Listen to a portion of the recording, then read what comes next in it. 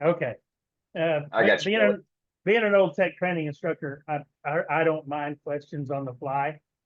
But one of the things that I always taught, I taught the instructors how to be instructors. I taught the tech training instructor course.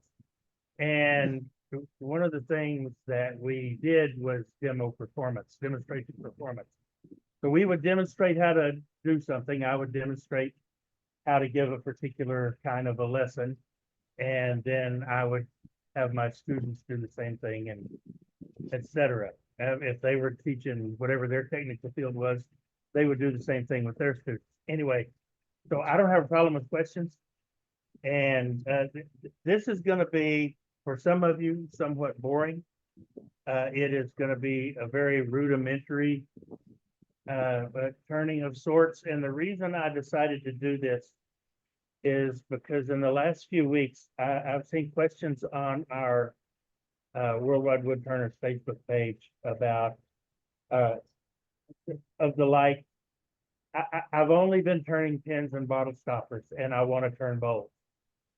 How do I go about it? Where do I go? Where do I start, etc. And a lot of times those turners and some of the newer turners that may be out there watching only have small lathes. They don't have a 3520B or a big one way or a big grizzly or a big whatever. They've got a little 10-inch lathe like that one sitting over there, or they've got one of the newer 12-inch variable speed lathes. That said, they can't turn terribly large items. Well, this piece of ash juniper came from a log that was about 15 inches, 17 inches in diameter. Yeah, about 17 inches in diameter. And so one of the things that I did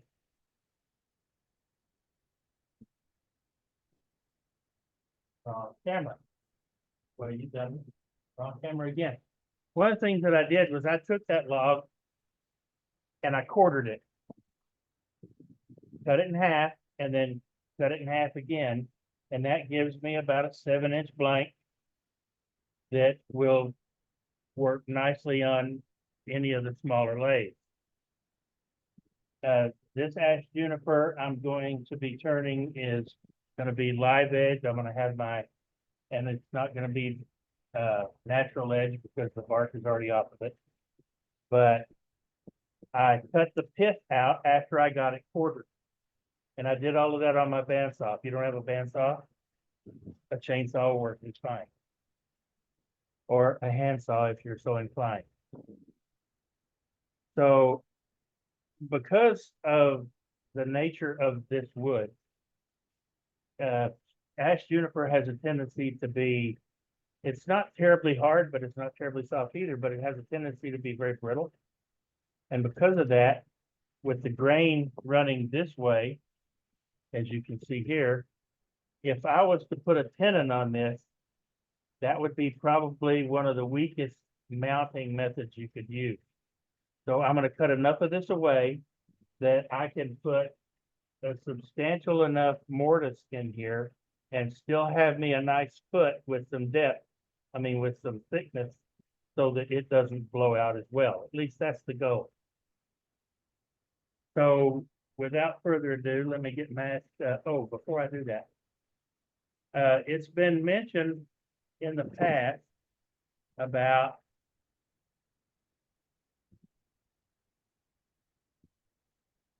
tool storage. I have a rack built that I attached to the front of my 2014 that have all my lathe tools in it. So whether I'm working over here, they're readily available. Whether if I'm working over here, I just reach over and grab them.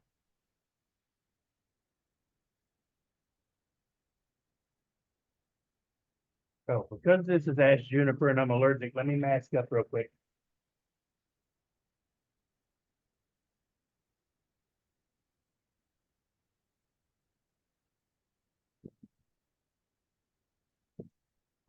That's dedication. Allergic to a wood, and he's going to sacrifice his body for us. I was thinking the same, Dan. All right, masked up, got my face shield on. Can y'all still hear me? Yes, Excellent.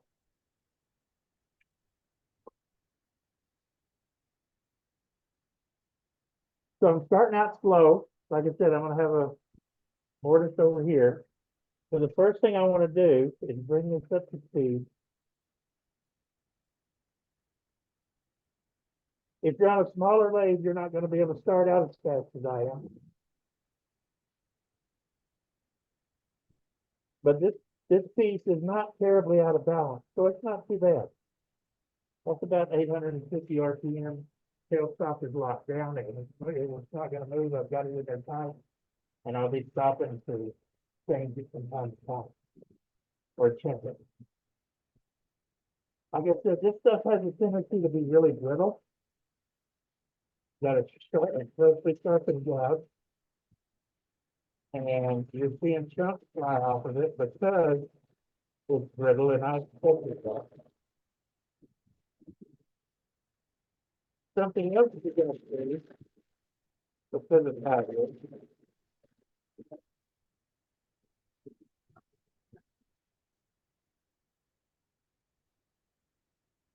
Billy, did you coat the bark with CA? I the bark area, yes, I did. It wasn't number, but I did it with some CA the side of the different locations up some, so that I wouldn't get as much split as you see something there. Now I'll show you what's happening.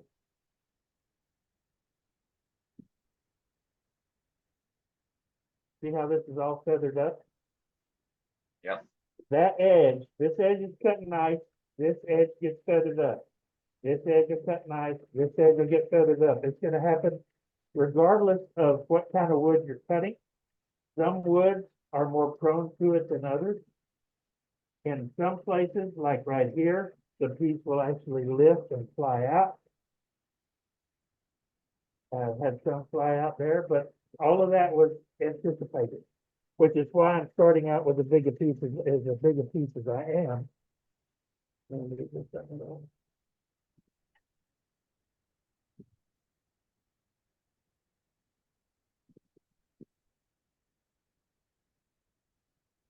Because I anticipated losing stuff. I haven't had as much, I haven't had any stuff fly out as I thought I was gonna have.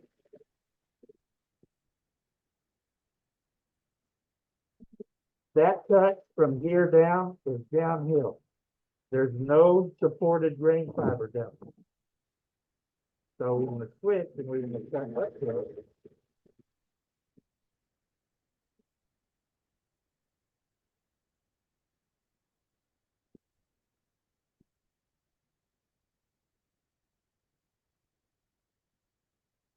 Now, the overturners know what I'm talking about. When you're cutting uphill, I'm cutting in this direction. And this grain over here is supporting the grain behind it.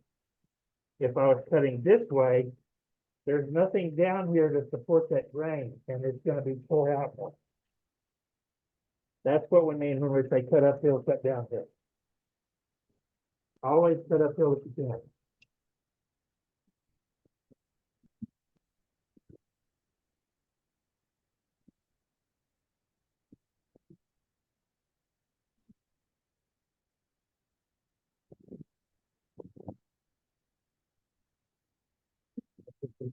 Speed up a little bit.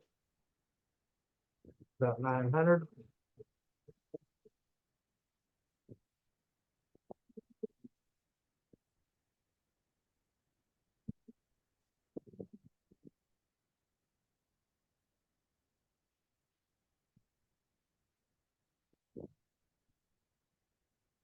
Tight drum stuff. Tight.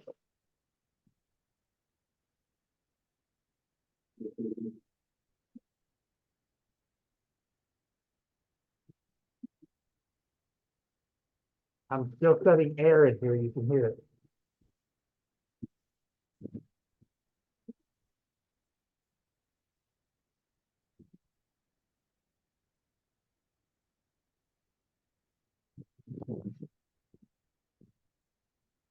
Cutting air, what does that mean? That means I go from cutting here to not cutting here. I'm cutting air, essentially.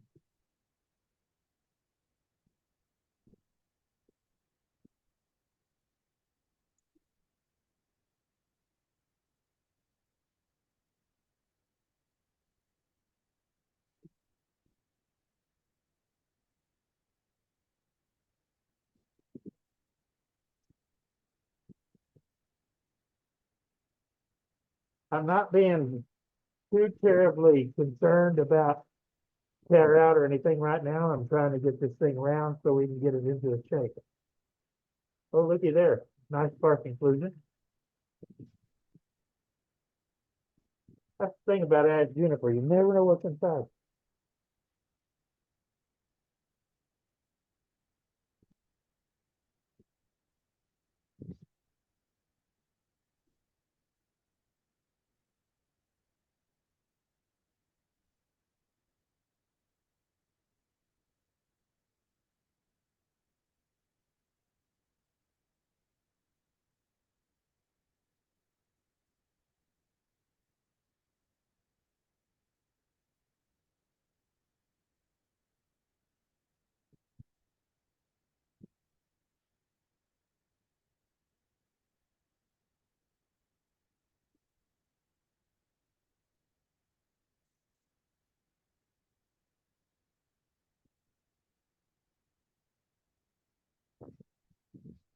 Oh.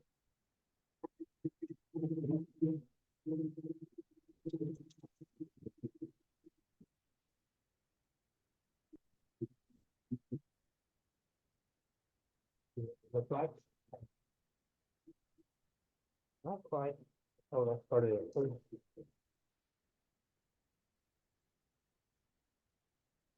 So see, that was a chip out.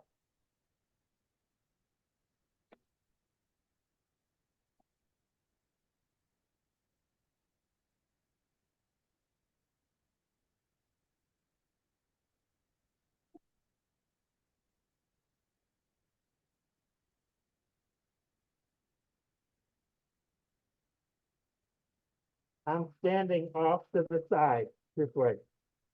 So you can't see this. I'm standing over here. That's called out of the line of fire. We're gonna be centered. The line of fire is right here. Anything in this general vicinity. If it comes off, it's gonna hit me if I'm standing there. So I tell them to stand there if and when at all possible.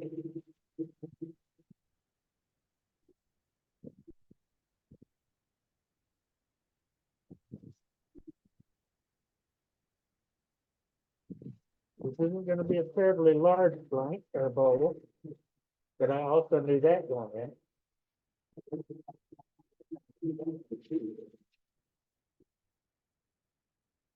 I want to leave myself enough meat over here for my mortise, and I don't have enough yet, so I'm gonna have to shorten it up a little bit more.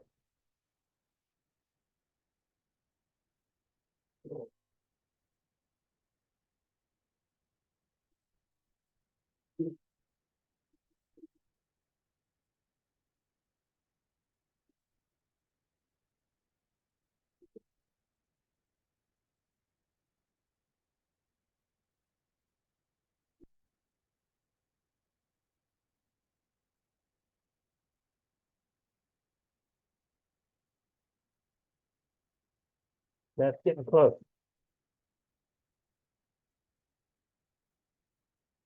But I still need to take that out.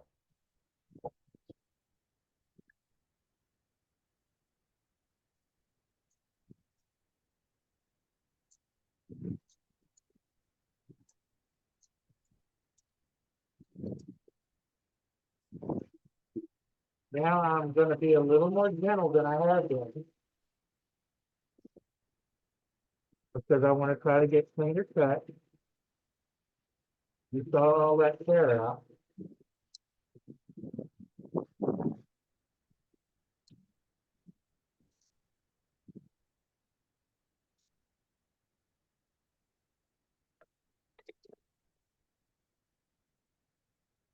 We are still throwing stuff at me.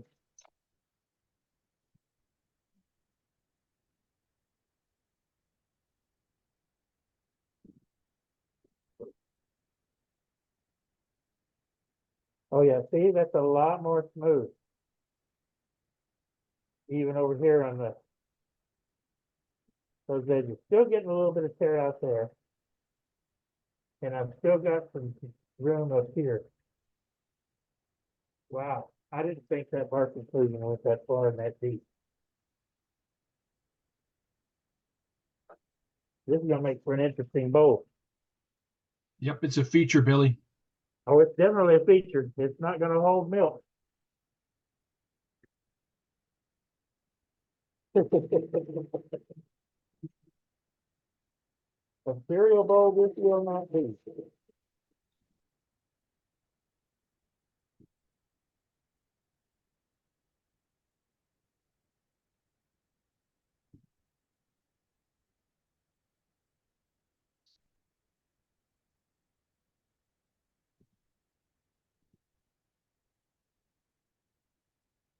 Is what I wanna do here. Come up some more.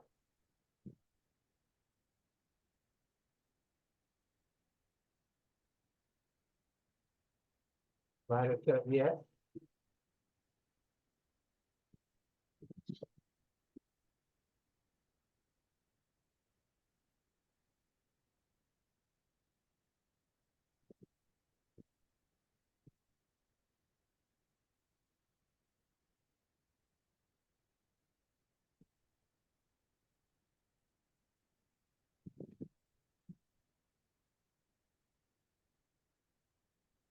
So that we'll need to get rid of.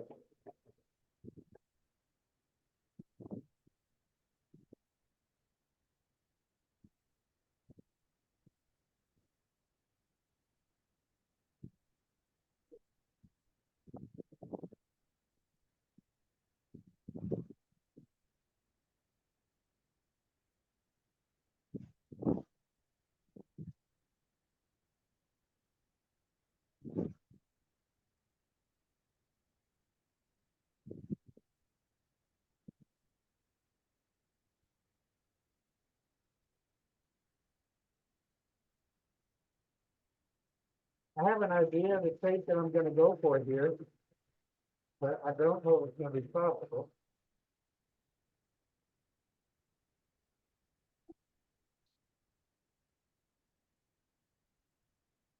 Depends on how cooperative the juniper is.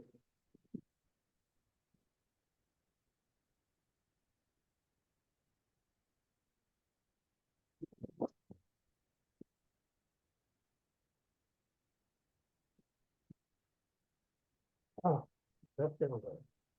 I'm trying, keeping up. Have a good selector on, that'll help some. People say, Billy, if you're allergic to ash juniper, why do you turn it? Same reason I turn live oak. I'm allergic to oak too. Because I have an awful lot of it.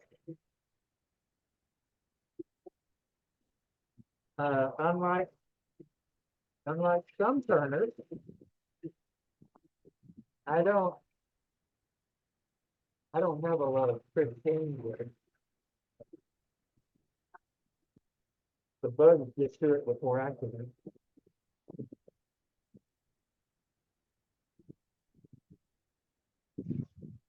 Or the shop can't be. So I just pretty much make do with what I have. Besides, I think sometimes it makes for an interesting piece. But I do take precautions. I use my dress collector. I wear a mask.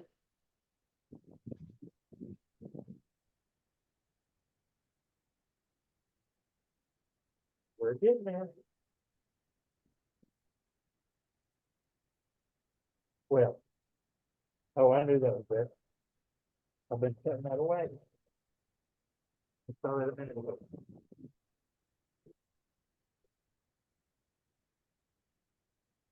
I didn't forget it.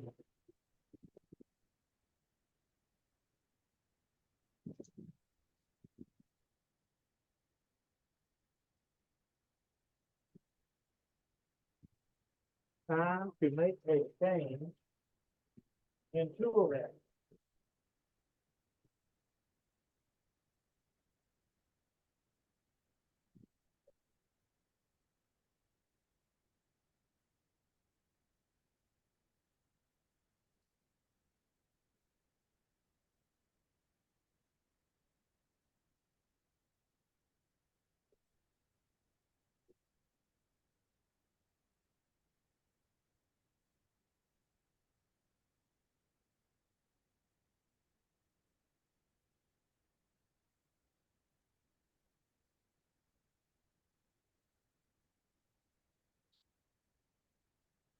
Twice.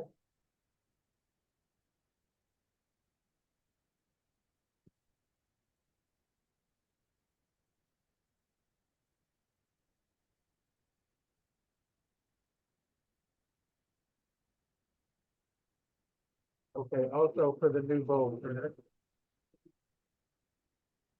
It's hard to tell from this perspective. But my tool rest is set just above or right at center. Here it's probably an eighth of an inch above center. And I'm cutting about an inch above my tool rest. Because my tool handle is down, anchored to my side, and I'm not moving my hands and my arms. I'm doing what I call the lathe. Right now, all of my weight is on my right foot. As I begin to cut, I shift my weight and my body over to my left foot.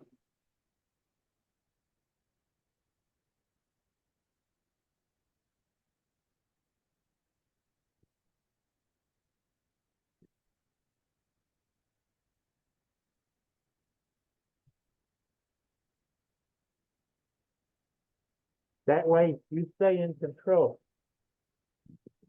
I may have to use my 40-40 on that. To get that moved out, I don't know yet.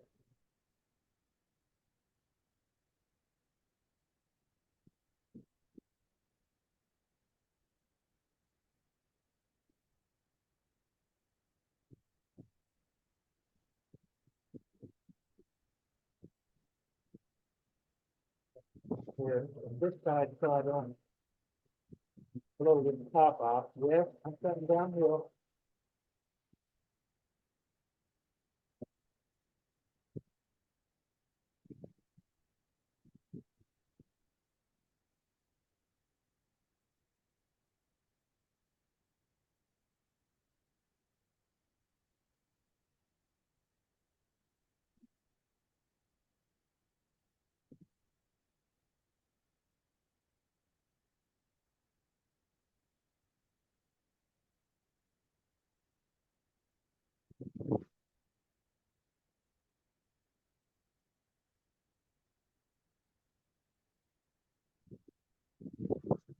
Yeah, I found this dust coming off of this here. It's really dry. Huh. I like that. Hey, very Billy, much. Yeah, Billy, what do you mean by cutting downhill and why do you do it? okay, downhill, I was talking about a minute ago. You're cutting downhill with the slope being like it is. If with the grain fibers running this way, if I'm cutting this way, I'm cutting downhill.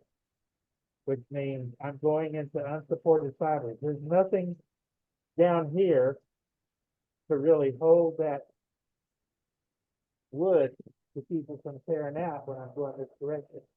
If I'm going this way, I've still got grain up here. This is uphill. I've still got grain up here to support that cut, to support those other fibers. And you get a smoother cut that way. Hey, Now, hey, when you- hey, Bill, hey, Bill, yeah, how are you gonna put a mortise on this? I'll show you. But I ain't there yet. I mean, uh, uh, You gotta let them do the demo, Al. I'll show you how.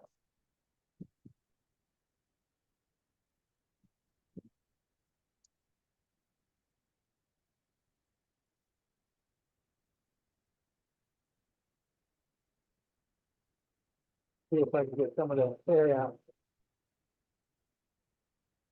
Taken care of with the. Right.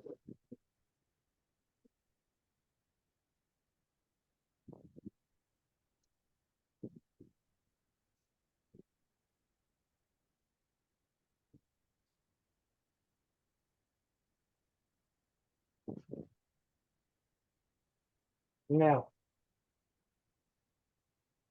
Just for purposes of tonight, we're gonna pretend that's not there. Better. But one little area right there.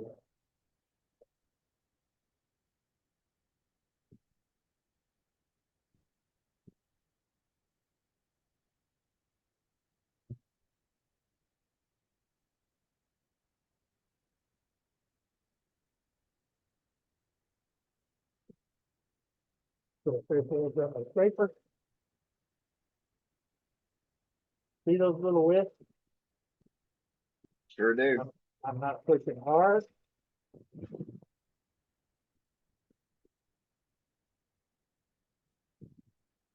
I'm letting the tool do the work.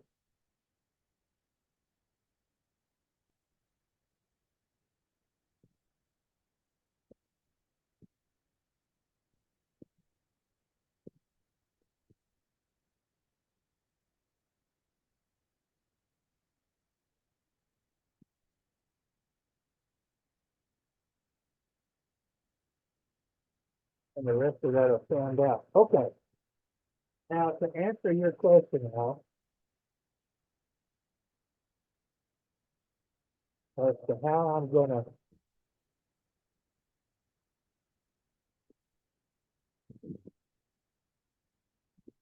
Ooh, I need to cut it down some more.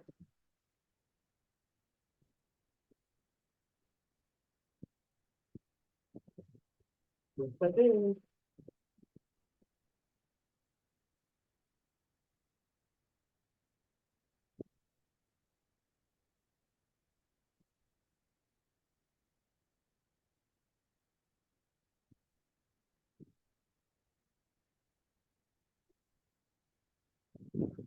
Yeah, that's good.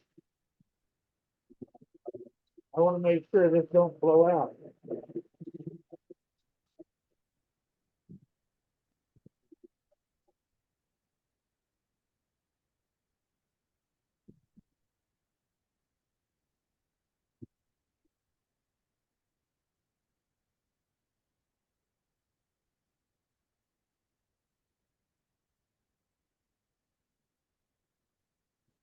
I like to have about a half inch out here if I can. Right now, it's about 3/8. That may hold it.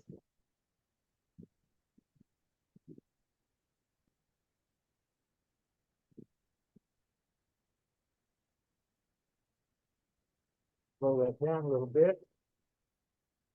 Make me a mark.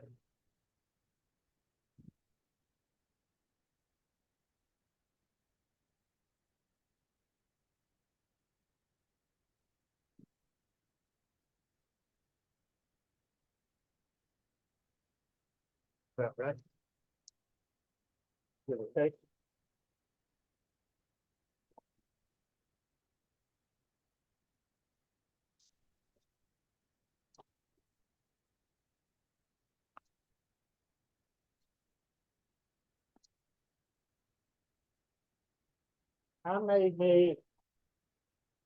I like to start between centers. Not everybody does.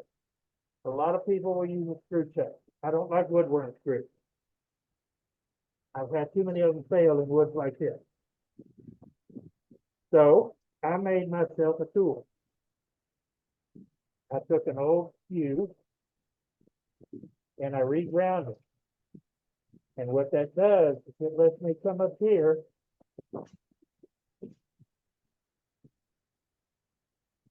so basically I cut it into a scraper and it lets me come up here so I'm not fighting my tailstock.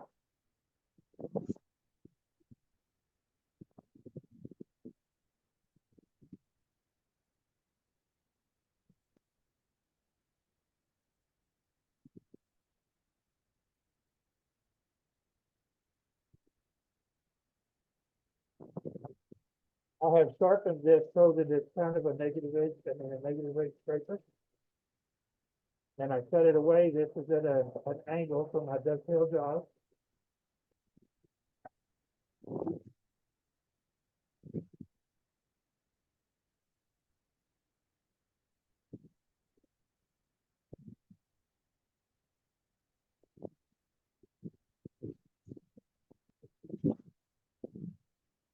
Does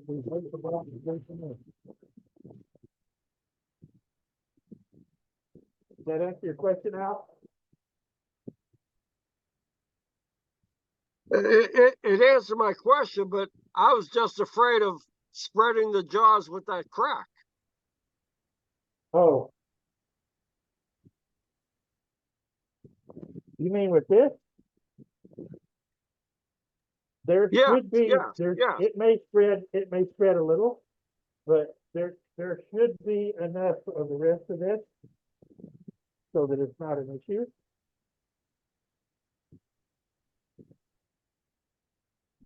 Emphasis on should be.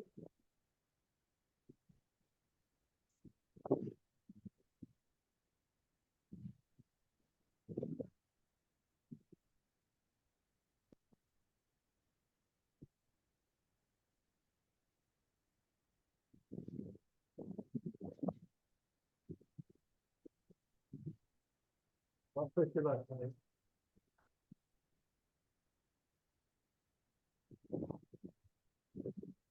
That's why they make saws. Oh, you know what I want to do? Before I do that. Well, normally at this point, what I would do, I'm not going to do it right now because I have stuff to do over here. Normally at this point, I would sand this to final and I would put sanding sealer on it. But I'm not going to do that because I have some embellishing to do over here.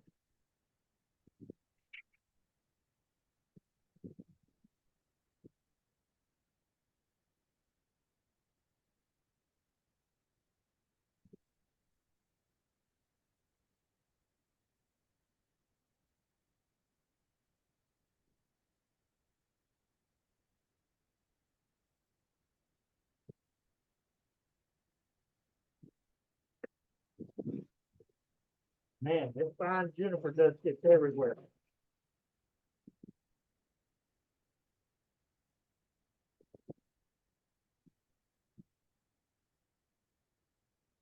I'll blow off my face shield. So, all right.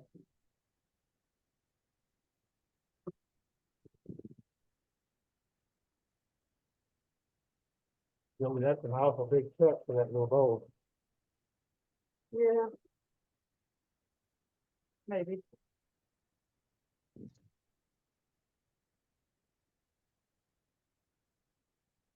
Now, something I like to do when I'm chucking is I like to bring my tailstock up. Because sometimes when you turn around, put it in the chuck, it's not as centered as you thought it was. I don't know why that happened. Hey, Billy, before you go any further, I'd Yeah. like to see the bottom of that bowl to see that mortise, Sure enough,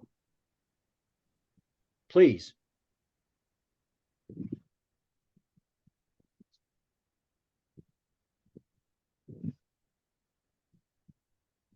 nice and clean. stuff to start us with.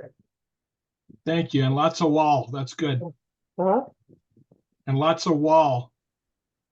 Yeah, like I said, I like to leave generally 3/8 to a half inch to keep this from blowing out. Much appreciated, sir. Not a problem.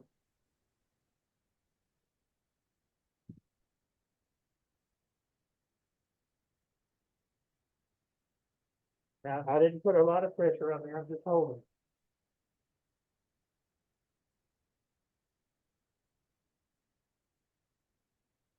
Not putting a lot of pressure there either.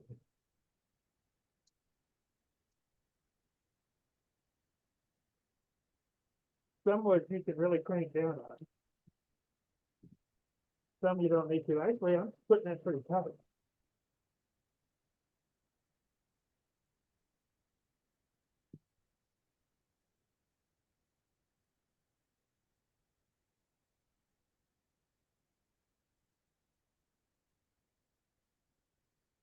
Again, I'm gonna keep this up as long as I can.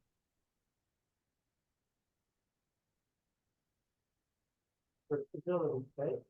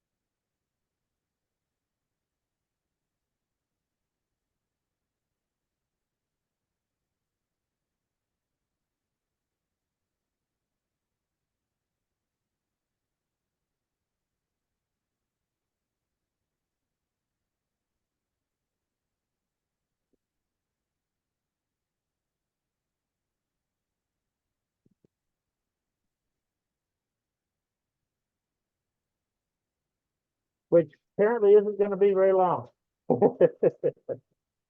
Not on a bowl this small.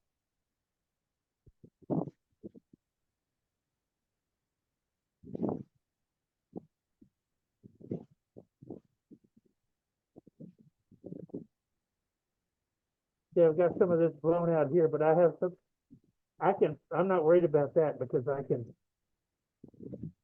make it look like it wasn't there or not there later.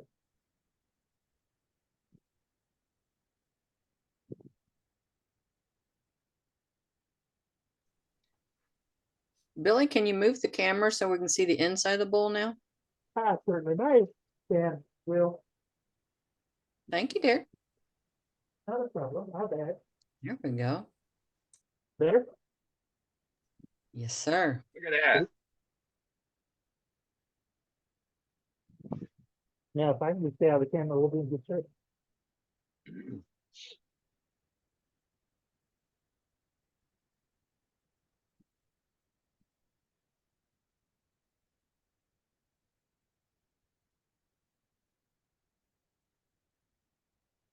Ta-da! Oops. Oh, yep. Hmm. Oh, And not even at the crack, was it? nope, Oh my goodness. Hmm. and I wasn't putting that much pressure on it either. Hmm. Okay.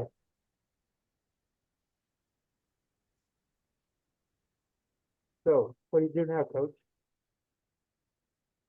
Oh, Should have used the glue block, Billy. you're right. You're absolutely right. But you still got enough meat and potatoes to save it. I do, and I will. I'll put it back in there.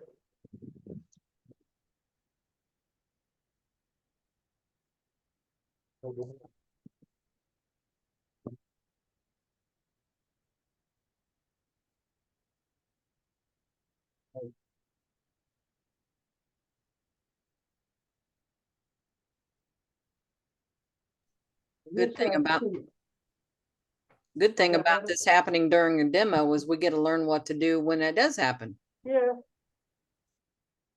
Well. It's all part of the process. It wouldn't be me doing it if there wasn't a screw up, huh?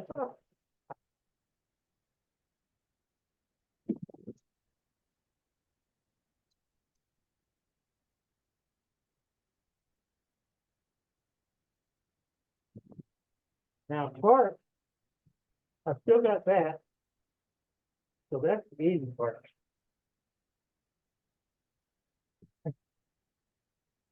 I don't have my dimple, but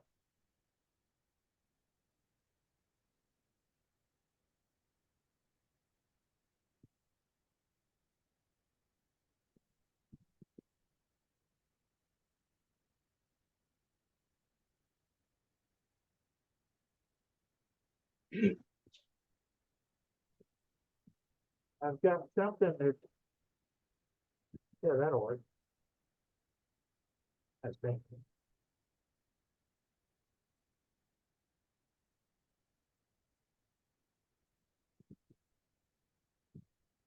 Wow, look at that. Sometimes you get like. Almost like you made it that way. Impressive. Okay.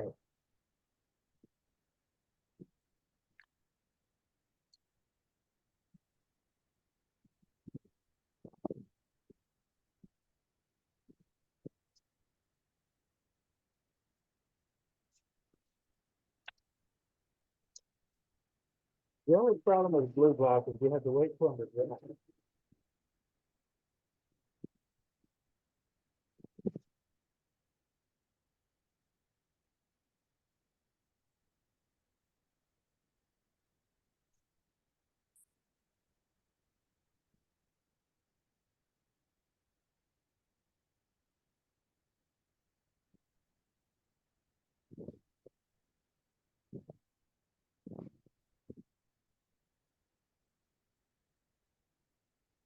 We're gonna gamble again, Bill? Yeah, I think I will.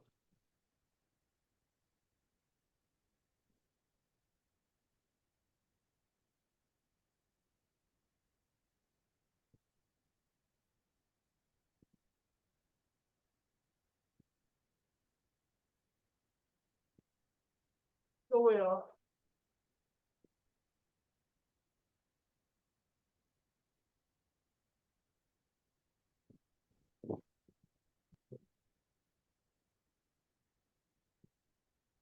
I got all my brother's stuff. Wow.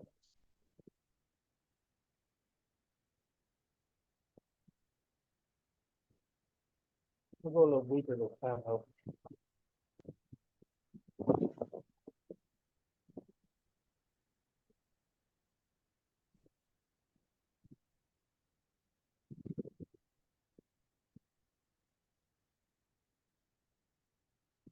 Give myself just a little one meat.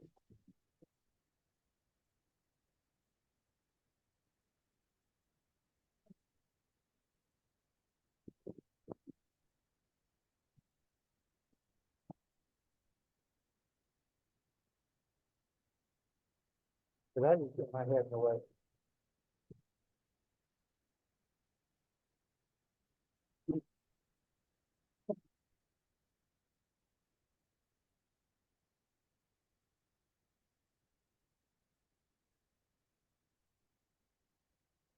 Let's see how that.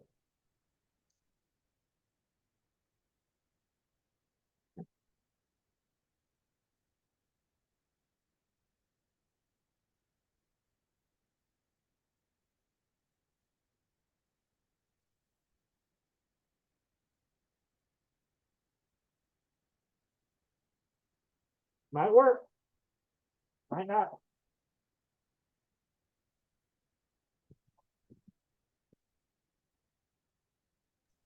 Second time's charm. You're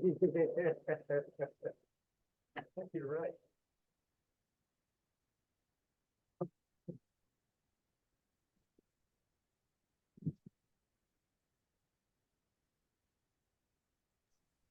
That can never happen twice on the same bowl. You you doesn't know me very well.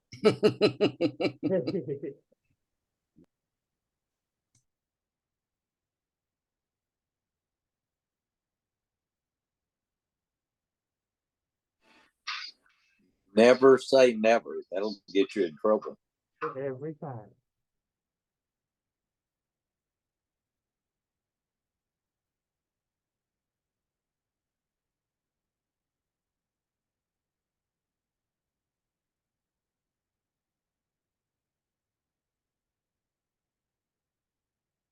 Okay.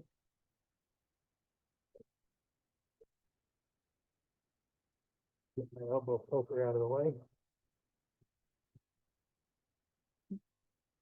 You don't forget to pull this out more than once.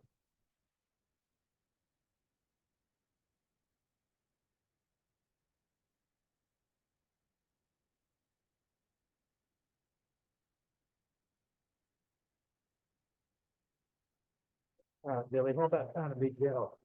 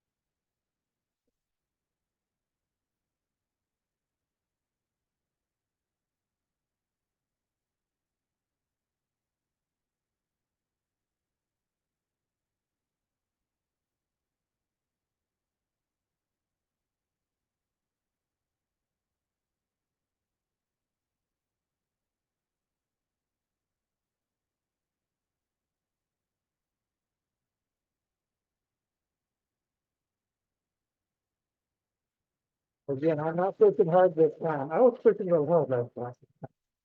Truth be told. I'm letting the tool do its work. Instead of trying to help it so much.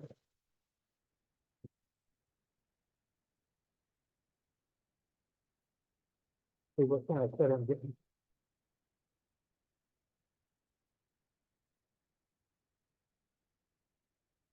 Oh, that's not bad. Not bad at all.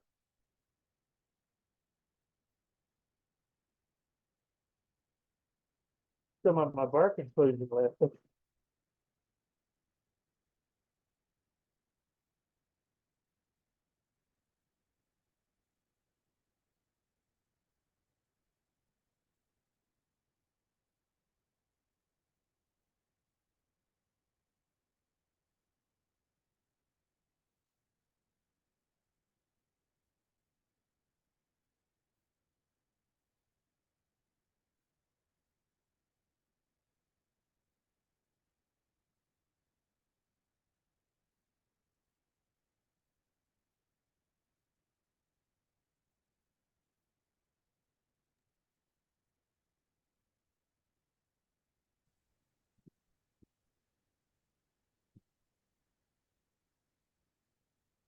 I'm trying to stay out of the way of the camera. I don't know how successful I'm being.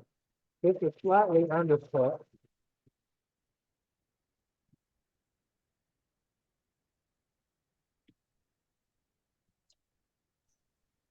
You're doing great, Billy.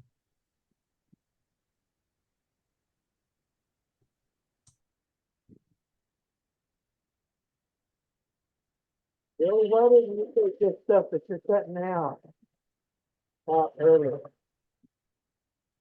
That's a good question. I'm glad you I'm ducking for you, Billy. asked. I didn't take this stuff out first, or as I was going, because the longer you can leave structure in the middle, it gives the whole piece more support. once you start getting rid of wood down in here, and you start trying to work on the outside of these wings, they will start to vibrate. It's called harmonic vibration. They will vibrate and jump around on your tool, and you won't get a good cut, number one. And number two, I've actually had bowls explode on me because of it.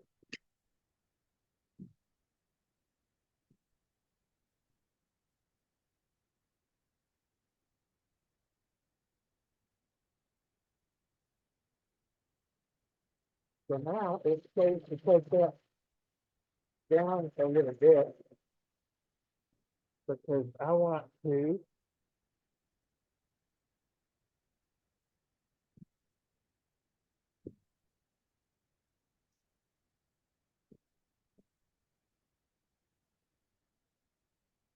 come in here with a bowl scraper and just gently bring some of the syrup if I need to, get rid of any ridges. And barely touching it. And you hear that squeal out here? That's that vibration that's turning it down. Zoom's dampening it. Oh. When you get out there, it was chirping it. Oh, and you can, I don't know if you can see that. You can probably feel it now too. Yeah, you can feel where it was chirping. It'll stand out. But we're okay.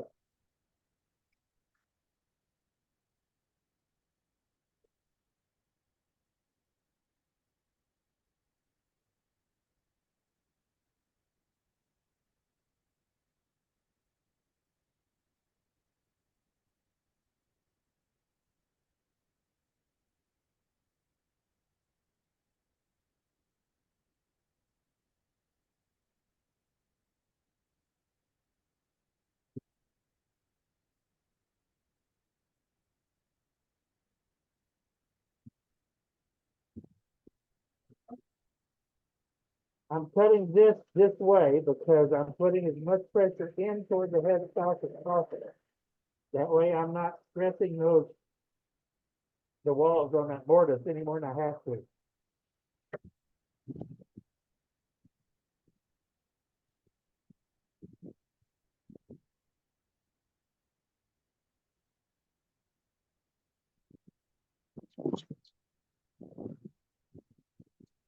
Oh. I felt it.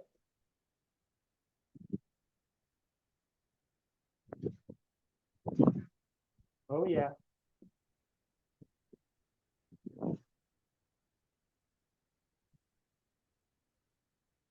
See that? You see that crack? Yep. I felt it.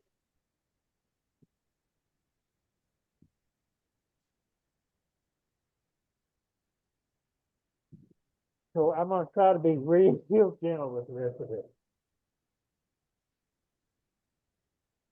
This may end up being nothing more than a dismal failure, but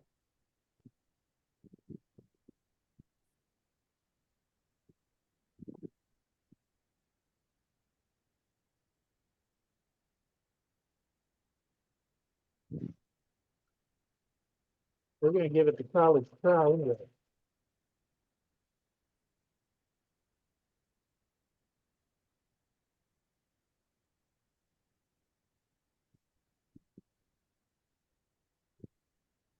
Those kind of touches are things you don't want when you have a weak mortar, by the way.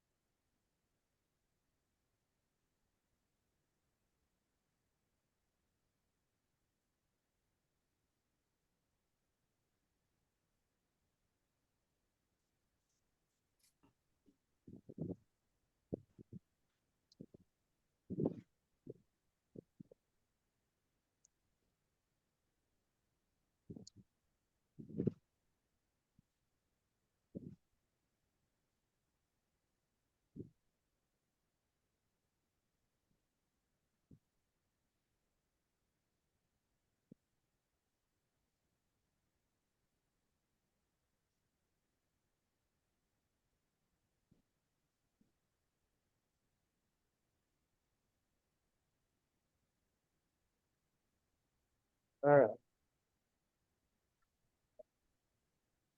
You change camera views, Billy? Oh, sorry. I did and then forgot. My bad. Oh, That's why good. I have y'all.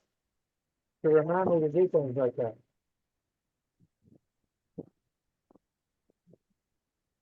I thought maybe we were doing NASCAR and watching it from above.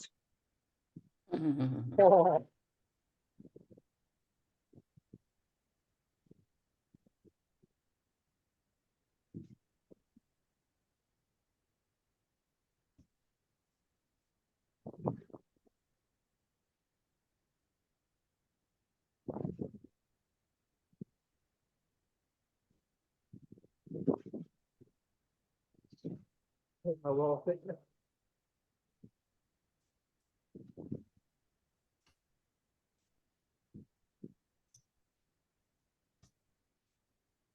Wall thickness is pretty good, but I've got it.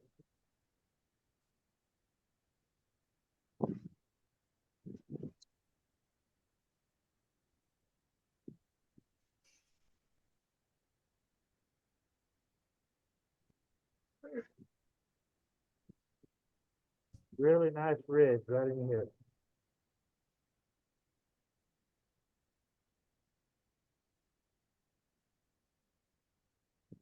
I am barely touching this tool to the wall.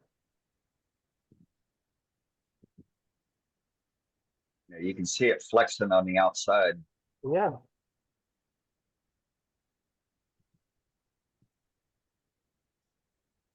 Down here, I'm not too worried about it. When I get up here, we got a problem.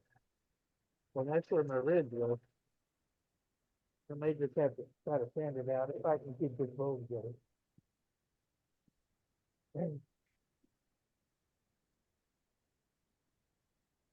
Oh, that's a lot better. That is mejor mucho. Okay. Let's see how deep we are.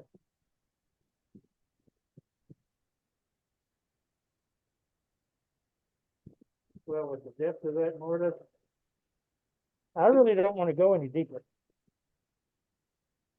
Really, I don't.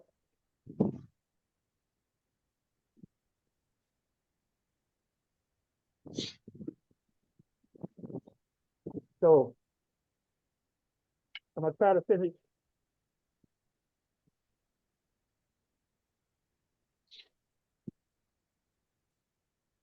Try to finish this off with my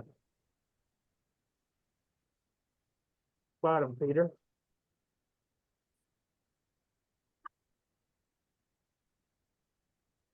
Oh, look.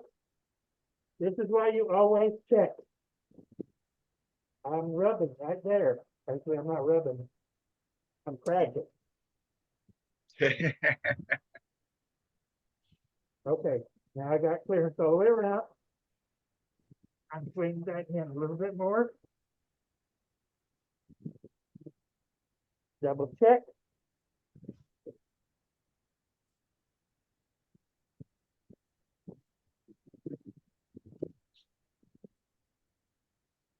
Cool thing about a bottom feeder.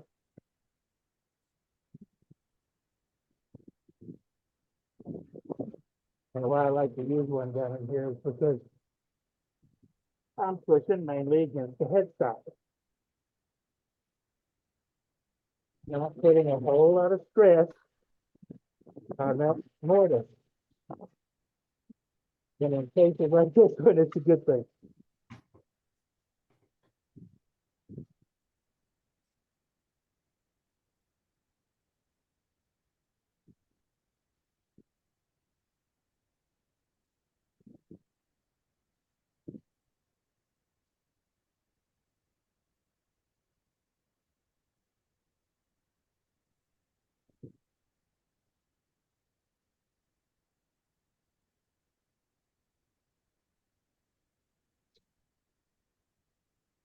Cat Nady's always been fun to sing. Ernie.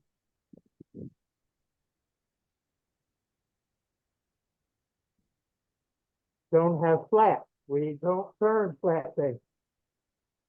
Well, sometimes you just can't help having a bottom that's a little bit flatter than you'd like. This is one of those pound caps, sorry.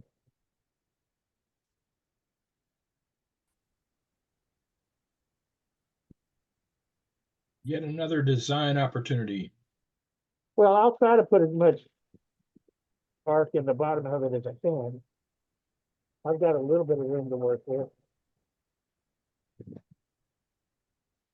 I've got that ridge right there in that corner where I transition from one tool to the bottom, Peter, for my fingernail grind.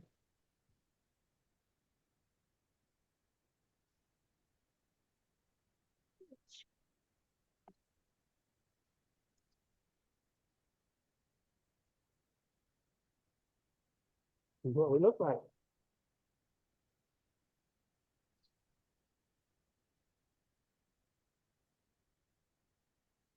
Beautiful. Oh yeah, baby. Oh yeah, baby.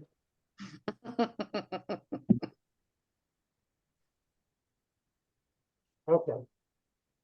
So let me just blow it out.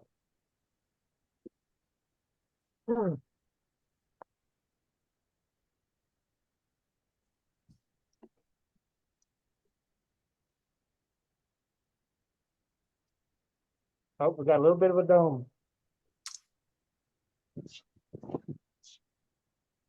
I got a little bit of a dome. But ooh, that's close.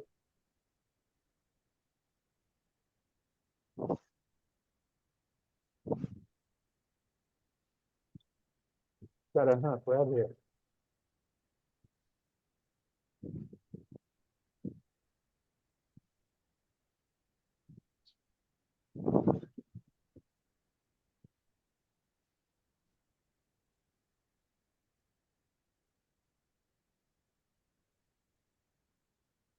If you put your fingers in tune with your tool, you'll usually be able to feel those.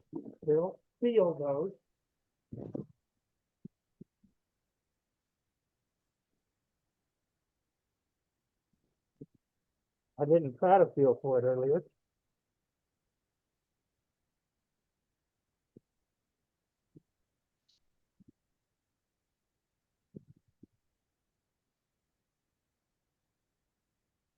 And I'm not as brave as Richard Raven or Tomasovich. I ain't sticking my finger in there to check it while it's good.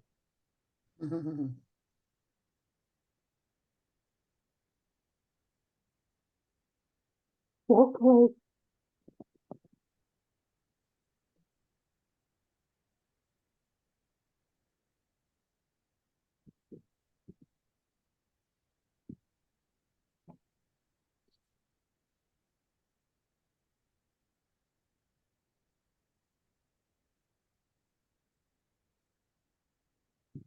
Yeah, that'll stand out.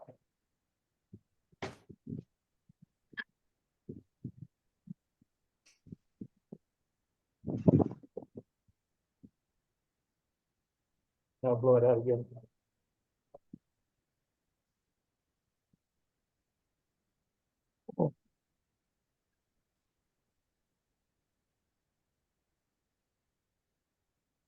Look how pretty the figure in that, the grain in that Mm-hmm. juniper is. It's just gorgeous. That's why I like throwing this stuff, because it's really pretty and it finishes really, really pretty.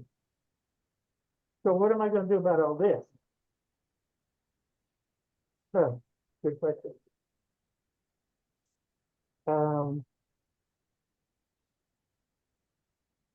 Torch it. Well, I know what I'm going to do over here, but I mean this. I may torch that too, but I may put Dam something, and fill it. huh? Could make a dam and fill it. I could, or Tie it up. to keep it from moving anymore, Butterflies. I could put holes in it, lace it up. Or I could put some big butterflies across it. Hmm. I'll have to sleep on Some I of don't us know. will sleep on it for you too. it. Hey, Billy, Right. Billy, show top camera.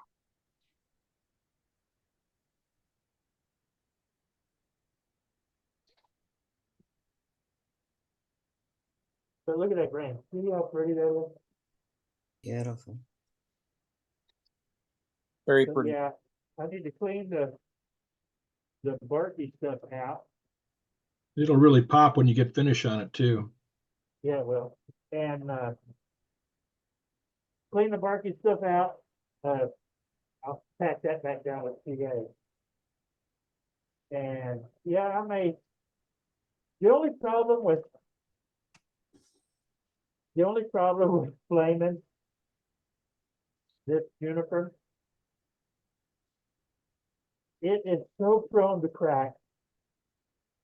I've actually heard it cracking while I'm letting, like if I'm using a shellac sanding sealer, I have actually heard this cracking as the shellac dries Hmm. because it's drying so quickly. It's crazy, absolutely crazy. If you look at this stuff sideways, it's cracking. So if I supply heat to it, and I have put heat to juniper before, and it opened up like a Christmas present. Crazy. Anyway, so I don't know that I want to port this. What I may do, what I'll probably do is I will probably put the wire brush, put a wire wheel in a drill, and I will just guard this all up out here. I would go ahead, Billy. I'll let nature do what it's gonna do And to it. so guard this all up real good and hit it with some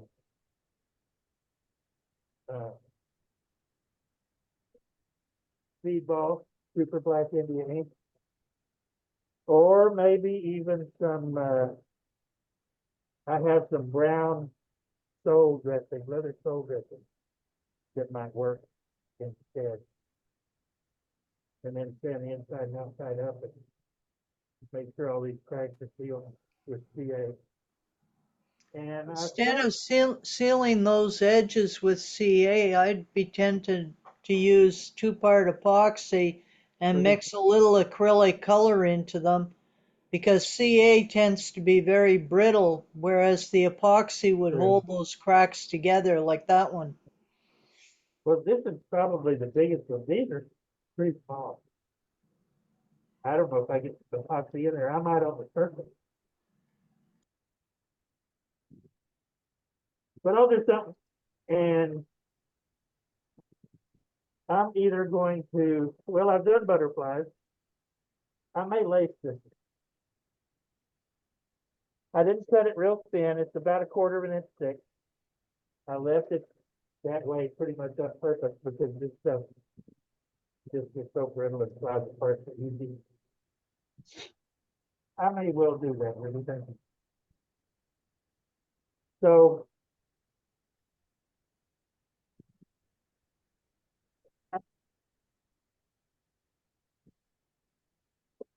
let me Hey, dip Billy, those. can you show your mask off and tell everyone what kind of mask it Get is? this thing off so I can breathe.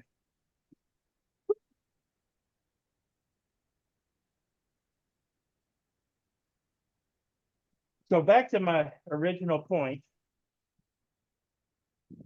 The question was, I've been turning pins and bottle stoppers and I want to get into bowl turning. Where do I go? Where do I start? How do I start? What do I need to do? What do I need to think about? Well, you need to find you a blank that you can put on your lathe that it's going to fit. And if you've got bigger stuff, either cut it in half. If it's still too big, quarter it like I did this one. And come up with a way to mount it. If you're gonna use a mortise or a tenon, now if I'd been using a tenon, I'd have sheared this thing off at least 3 times. I guarantee it. Because this stuff, it does not like that kind of torque. You saw what it did with my first mortise. It had a 3/8 inch border on it. I only went about 1/8 of an inch deep. I think that's part of my problem. That's why the second time I went about 3/16 of an inch, almost a quarter. And I had about a 1/2 inch wall thickness instead of just 3/8. So that helped. So all of these things come into play. And so these are some of the things that you have to think about. But the biggest thing is just do it. Just get out there and do it. If you don't have a bowl gout, get one.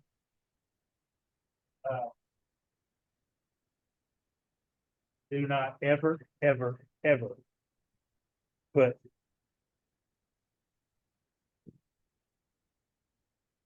this tool to a bowl. This is a spindle roughing gout. That's all it is.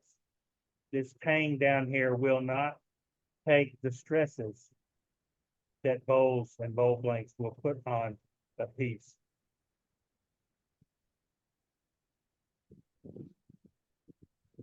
It sounds like I'm preaching, sorry. I kind of am. But you got to be safe. Get bowl gouges. It doesn't matter if you get a fancy grind like a fingernail grind, or if you go with a bottom feeder like this. This is what I started with when I started turning bowls. And it's a good starting place. It's not a bad gouge. You can turn bowls with it. I call it a bottom feeder because it works down here so well. But just get out there and try and play and keep coming on here and keep watching turners that are better than I am and keep asking questions and keep learning. I mean, that's what it's all about. Amen.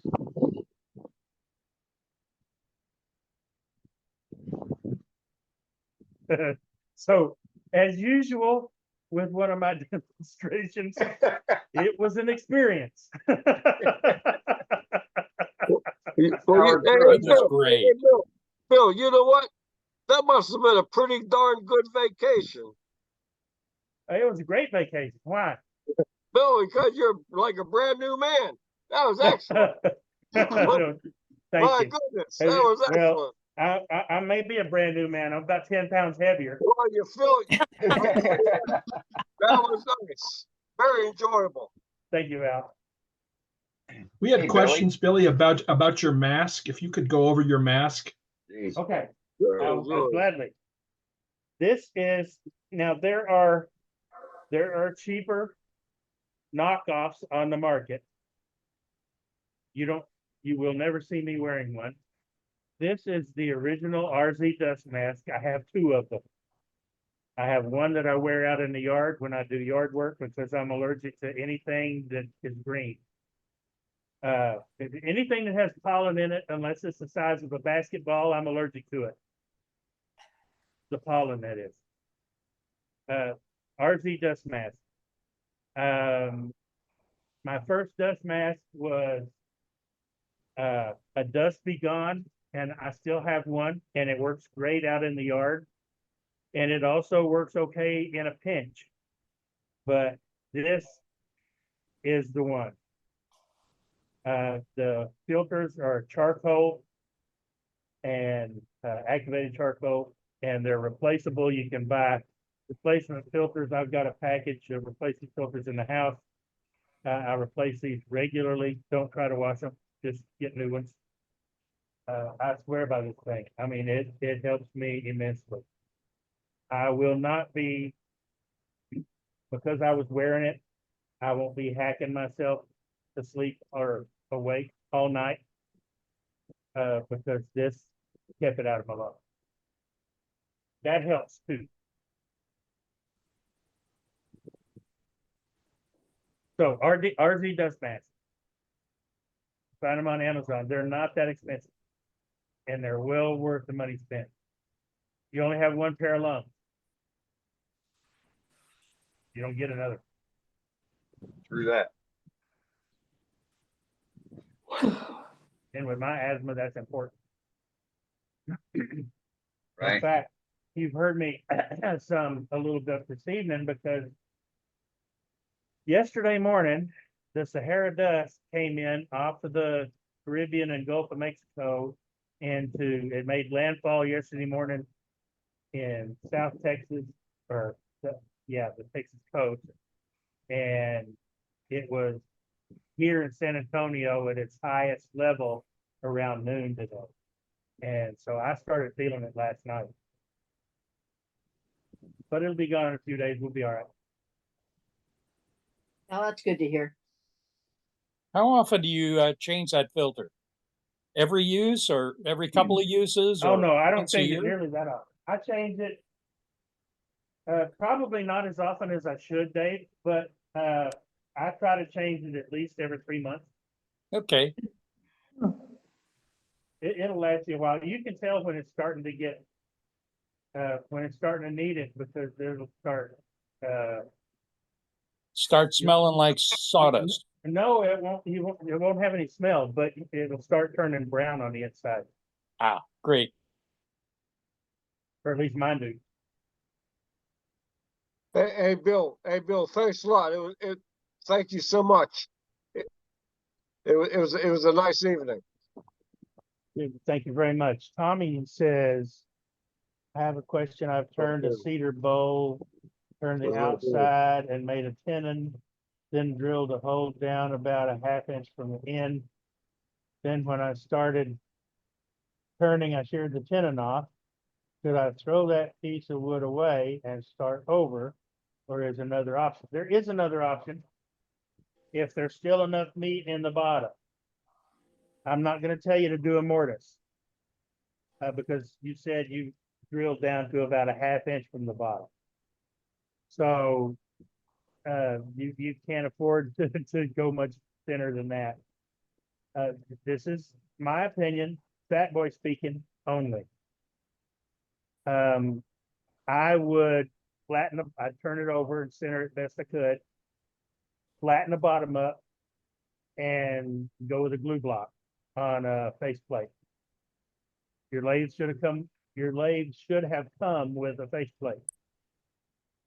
Screw a piece of waste wood to it. And then my method for gluing, there's any number of things you can do. You can use hot glue. It works well. Lyle Jameson turns a ton of coliforms and he uses hot glue. I've used hot glue. It works okay. My preferred method is actually the brown paper bag. A piece of brown paper bag with wood glue on one side, put the bag on the glue block, put wood glue on the other side, and glue your bowl to it. And you just got to center it up is all. And then when it's time to separate the two, that brown paper bag will actually split and they will separate very easily. I use that same method as do anybody that's turning inside out turnings. He uses the brown paper bag method, at least I do. Works great. So that's what I would do. But again, that's just me.